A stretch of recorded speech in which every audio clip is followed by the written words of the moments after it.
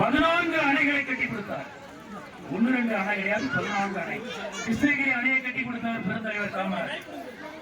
அதே போல திருவண்ணாமலையில் இருக்கின்ற அணையை கட்டி கொடுத்தவர் பெருந்தலைவர் காமராஜர். இந்த பகுதியில் 2 அணை.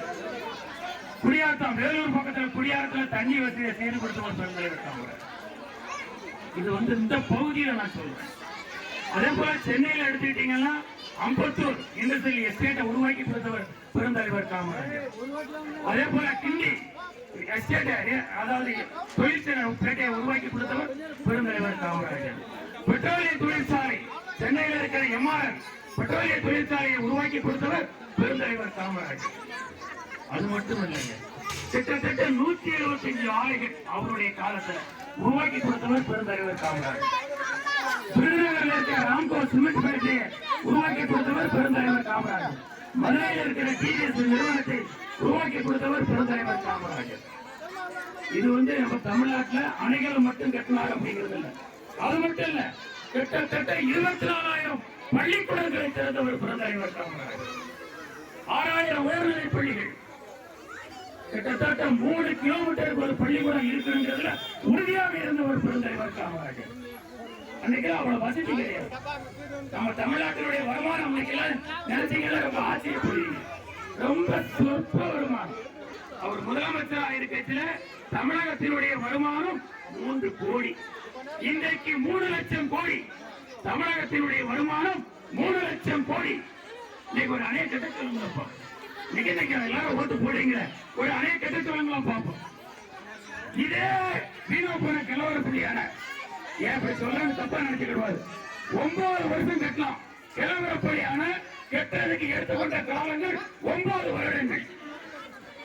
தன்னுடைய வாழ்நாள் 9 வருடத்தில் 14 அணைகளை கட்டி கொடுத்தவர் பெருந்தலைவர் காமராஜர். மணிமுத்தாறு அணையை கட்டணும். KT கோசல்ராம் காங்கிரஸ் ஐயாவுக்கெல்லாம் தெரிஞ்சிருக்கும், எனக்கு நல்லாவே தெரியும். அவர் கோரிக்கை வைக்கிறார், இந்த பகுதி மக்களுக்காக மணிமுத்தாறு அணையை தாங்கள் கட்டி கொடுக்க வேண்டும் கேட்கிறார். காமராஜத்தை எப்பொழுது ஒரு பழக்கம் உண்டு, அவளை நிதி நம்மகிட்ட கிடையாது.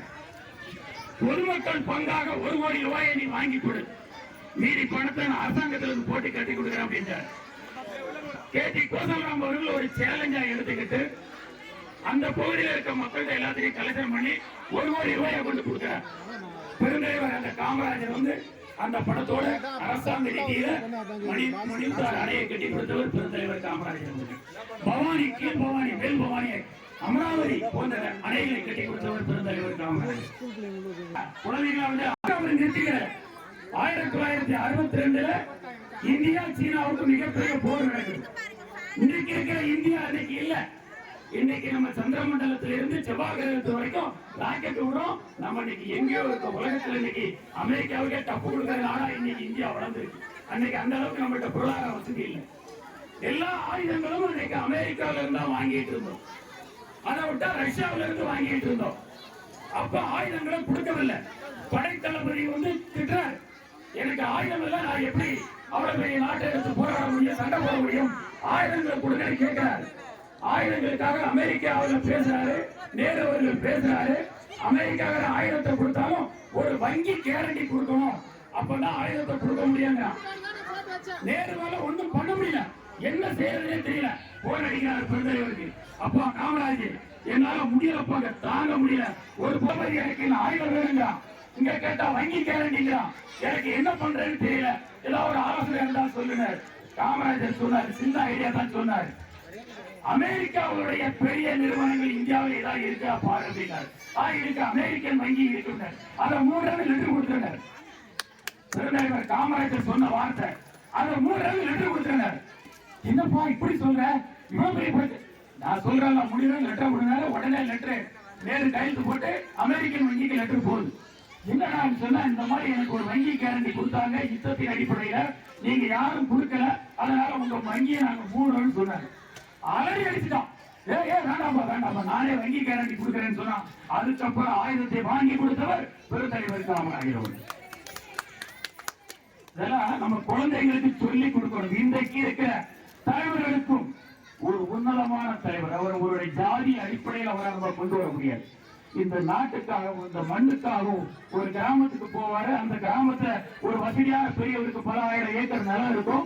அவர்கிட்ட கேட்பாரு, எனக்கு இந்த பள்ளிக்கூடத்தை கட்டியிருக்க ஒரு 5 ஏக்கர் நிலத்தை கொடுப்பாரு. அவர் கொடுப்பாரு. அப்படி வாங்கி ஆரம்பிச்சு வச்சாரு பள்ளிக்கூடத்தை. காமராஜர் அப்படித்தான் பள்ளிக்கூடத்தை நிறுவனார். இதே சின்னப்பீடியில் இருக்கிற ஆரம்ப பள்ளிக்கூடம் அதே அடிப்படையில வாங்கி கொடுத்த பள்ளிக்கூடம் தான். இப்படி எத்தனையோ உதாரணங்களை சொல்லிக் கொடுக்க முடியும். காமராஜர் காலத்துல செய்தது. ராம்கோ சிமெண்ட் ஃபேக்டரிக்கு கரண்ட் கொடுக்கும். அதிகாரிகளை கூப்பிடாரு, ஐயா அந்த ஃபேக்டரிக்கு ஒரு வாரம் டைம், இது என்ன பண்ணி ஏழு பண்ணி கரண்ட் கொடுத்திருக்காரு. அதிகாரிகளுக்கு ஒண்ணும் பண்ண முடியல. என்ன ஐயா இப்படி அவசரத்துல அவ்வளவு தூரம் கரண்ட் போறது, டிரான்ஸ்பார்மர் என்ன பண்றது, டோலுக்கு என்ன பண்றது, நான் என்ன செய்யறதுன்னு தெரியலையே அப்படின்னு யோசிக்கிறாரு. ஒருவேளை இதுக்கு ஏதோ உள் காரணம் இருக்குமா, திடீர்னு ஒரு நிறுவனத்துக்கு கரண்ட் கொடுன்னு கேட்கிறாரு. அப்ப அதிகாரிகளுக்கு சந்தேகத்தை உங்க பேசுறது ஒரு காதல விழுந்துச்சு. ஏன்னா உங்களுக்கு சந்தேகம் என்னன்னு கேட்கிறேன். கரண்ட் கொடுக்கறதான உங்களுக்கு சந்தேகம் இல்லை, அதுக்கு வேற ஒண்ணும் இல்ல. அந்த பகுதியில கிட்டத்தட்ட 60 கிராமம் இருக்கு. அந்த கிராமத்துக்கு என்ன நம்மளால கரண்ட் கொடுக்க முடியும். அந்த கம்பெனிக்காரங்க பேசுனேன், அவரே அதுக்கு போடலாம் போட்டுத்தாரேன்னு சொல்லிட்டான். அவருக்கு நீ கரண்ட கொடுத்தீங்கன்னா அந்த 65-70 கிராமங்களுக்கு நம்ம கரண்ட கொடுத்துடலாம். அதனாலதான் நான் கொடுக்க சொன்னேன். இன்னைக்கு நம்ம டிரான்ஸ்பார்மர்லாம் இன்னைக்கு நம்ம நாட்டுல உற்பத்தி பண்றோம். அன்னைக்கு சுவிட்சர்லாந்துல இருந்தா வாங்கணும். அப்போ கிட்டத்தட்ட ஒரு 50 டிரான்ஸ்பார்மர் வாங்குறதுக்கு ஒரு ஆர்டர் கொடுத்துட்டாங்க. ஜிஓ பாஸ் பண்ணியாச்சு. அப்ப அதிகாரி கையில போகுது. அவன் சொன்னா, ஐயா இந்த 50 டிரான்ஸ்பார்மர் வாங்குச்சுல 10 டிரான்ஸ்பார்மருக்குள்ள காசை உங்களுக்கு லஞ்சமா கொடுக்குறான். இதெல்லாம் கமிஷன். ஒரு வெளிநாட்டுல இருந்து வாங்கினா கமிஷன் கொடுக்காங்க. அதுக்கு என்ன பண்ணலாம்னா, டேய் 10 சேர்த்து 50 சேர்த்து 60 டிரான்ஸ்பார்மர் வாங்கிக்கிறா, கூட 10 கிராமங்களுக்கு கரண்ட் கொடுக்கலாம்னு சொன்ன ஒரு பெருந்தலைவர் காமராஜர். இன்னைக்கு இருக்கிற அரசியல்வாதி என்ன பண்றான், திட்டத்தை ஒதுக்குறான், 30% கொள்ளையடித்துக் கொள்ளுகிறார்கள். ஒசூர்ல இன்னைக்கு அங்கங்க பார்த்துட்டு இருப்பீங்க, பாதாள சாக்கடை திட்டம் நடைபெற்றுக் கொண்டிருக்கிறது. கிட்டத்தட்ட 345 கோடியில பாதாள சாக்கடை திட்டம் ஒசூர்ல நடந்துகிட்டு இருக்கிறது.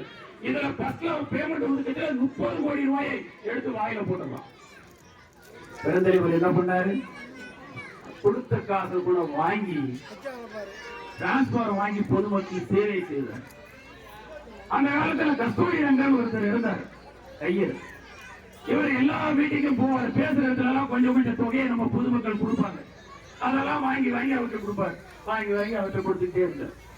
அது ஒரு பெரிய தொகையை சேர்ந்து காமராஜருக்கு வயசாகி வருது. அப்போ அவர்கிட்ட போய் கேட்டாரு, ஐயா இவ்வளவு பணம் கையில இருக்கு, என்ன பண்ணலாம்னு கேட்டாரு. டேய் அதை ஏன்டா சொல்றேன் அப்படின்னா, ஐயா நீங்க கொடுத்த பணம் தான், இதுக்கு ஏதாவது ஒரு வழி சொல்லுங்க. அதை நான் என்ன பண்ண போறேன். பேசாம காங்கிரஸ் கட்சிக்கு ஒரு அலுவலகத்தை ஒரு இடத்தை வாங்கினாரு. தேனாம்பட்டையில அந்த அடிப்படையில வாங்கினதா தேனாம்பட்டையில இருக்க காங்கிரஸ் அலுவலகம் பெருந்தலைவர் காமராஜருக்கு பொதுமக்கள் கொடுத்த நிதியில வாங்குறது. அதே போல அவர் வாழும் காலத்துல இங்க இருந்து ரஷ்யாவுக்கு போறார்.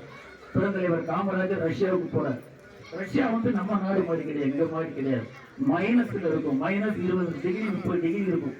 அப்படிப்பட்ட குளிர் இருக்கும். அந்த குளிர்ல 4 முழ வேஷ்டி கதர் சட்டையில போய் இறங்கின ஒரே தலைவன் உன்னத தலைவன் பெருந்தலைவர் காமராஜர். விருதுநகர்ல போறீங்கன்னா நீங்க ஒரு வீட்டுல இருக்கிறீங்க பார்க்கலாம். காரணம் என்னன்னா, அந்த குளிர் அவரை உடம்புல ஒண்ணு செய்யல, மரத்து போற உடம்பு. அந்த அளவுக்கு அவருடைய பலம், ஆன்மீக பலம் அவருக்கு இருந்துச்சு. அப்படி ஒரு இடத்துல இல்ல. பெருந்தலைவர் காமராஜர் அவர்களும் ஜீப்ல போயிட்டு இருக்காங்க, மதுரையில இருந்து போயிட்டு இருக்காங்க. நேரு விடல, ஏப்பா உன் ஊரு இந்த பக்கம் தானே, உன் அம்மாவை பார்க்கணும்பா, அந்த தாயை பார்க்கணும் ஆசைப்படுறேன், தயவுசெய்து வீட்டுக்கு கூட்டு போவாங்க. இவருக்கு ஒரு மாதிரி சங்கடமா இருக்கு. நம்ம அம்மா அவரு அந்த வீட்டுல எந்த வசதியும் கிடையாது. நம்ம அம்மா இவர் வேற பார்க்கணுங்கிறாரு, பிரதமர் பார்க்கறாங்க, ரொம்ப சங்கோஜப்பட்டுட்டே இருக்காரு. நேரு விடவே இல்லை. இவருக்கு வேற வழி தெரியல. அப்படியே ரோட்ல போயிட்டு இருக்கிற விருதுநகர் பக்கத்துல அந்த ரோட்டு பக்கத்துல வண்டியை நிறுத்தினாரு. டிரைவர் வச்சிருக்கிறாரு. ரோட்ல நின்று கூப்பிடாரு, ஆத்தா நான் காமராஜ் வந்திருக்கேன். அந்த அம்மா வயல்ல களப்படுத்திட்டு, பெருந்தலைவர் காமராஜருடைய அம்மா வயல்ல களப்படுத்திட்டு இருக்கிற அம்மா காமராஜ் கூட்டாங்களோட அலைநடிச்சு ஓடி வந்து நேரு அதை பார்த்த உடனே மூச்சு அடைச்சு போனார். என்னடா இந்த தலைவரை பத்தி எவ்வளவு பெரிய பொறுப்பு இருக்கிற அவருடைய தாய் இந்த மாதிரி வேலை செய்யற இடத்துல இருக்கிறாங்க. அவரை நினைச்சு அவரால் ரொம்ப நேரம் பேசவே முடியல. 2வது ஜீப்ல இருந்தவர் அவரால் பேசவே முடியல. அப்படி இருந்தவர் பெருந்தலைவர் காமராஜர். அவர் ஒரு தனியார் நிகழ்ச்சி, அதாவது திருநெல்வேலி மாவட்டத்துல ரத்னா தியேட்டர் முதலாளி அவர் இந்த மாதிரி சினிமாவுக்கு போறது விருப்பப்பட மாட்டாரு. அவர் காங்கிரஸ்காரர் கூப்பிட்ட உடனே வேற வழி இல்லைன்னு ஒத்துக்கிட்டாரு. அந்த தியேட்டர் திறந்து வைக்கிற காமராஜர் கூட திருநெல்வேலி